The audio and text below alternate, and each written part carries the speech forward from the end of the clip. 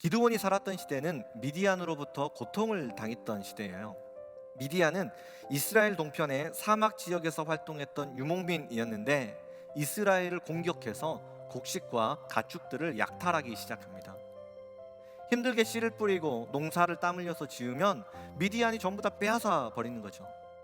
성경을 보면 수많은 기적의 역사들이 나타나고 있지만 기드온의 삶 속에는 기적이 나타나지 않아요. 하나님을 믿고는 있지만, 전능하신 하나님의 손을 붙들고는 있지만 여전히 포도주 틀 속에 숨어서 살아야만 했던 그 기드온의 마음이 어땠을까요? 아마 초라하고 비참하게 느껴졌을 것 같아요.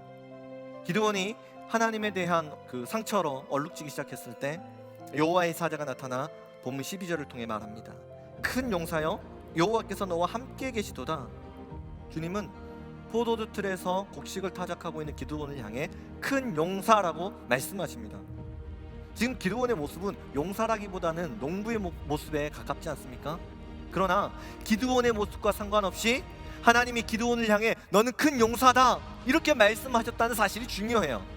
하나님은 말씀으로 세상을 창조하셨습니다. 하나님이 말씀하시면 모든 만물은 그대로 이루어지기 시작하는 거죠.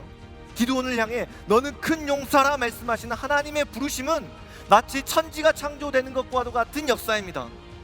기드온은 너무 힘들고 어려운 상황 가운데 빠져 있었지만 하나님이 기드온을 향해 너는 큰 용사다 말씀하시면 기드온은 큰 용사가 될 수 있어요. 우리의 인생도 마찬가지입니다. 하나님의 말씀이 무엇인가, 이것이 우리 인생의 최대 관심사가 돼야 돼요.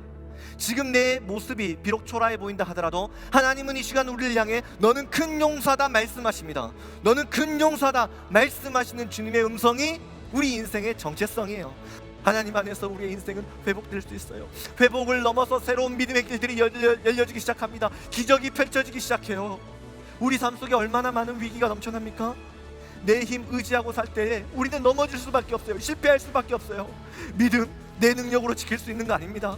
사역, 봉사, 헌신 내 능력으로 감당할 수 있는 것이 아니에요. 경제의 위기, 질병의 위기, 가정의 위기, 신앙의 위기, 예배의 위기를 이겨내기 위해서는 하나님의 능력을 받아야 돼요. 성령의 불을 받아야 됩니다. 은혜의 불을 받아야 돼요. 말씀의 불을 받고 기도의 불을 받고 복음의 능력을 붙잡고 살아가야 합니다. 하나님의 능력 안에서 인생의 회복을 보게 되는 것이죠. 하나님의 능력 안에서 자기 존재의 기쁨을 다시 회복하게 되는 것이에요. 여전히 우리는 인생의 문제와 고통을 끌어안고 살아가야 되지만 오직 성령이 우리에게 임하시면 평강이 임하게 됩니다.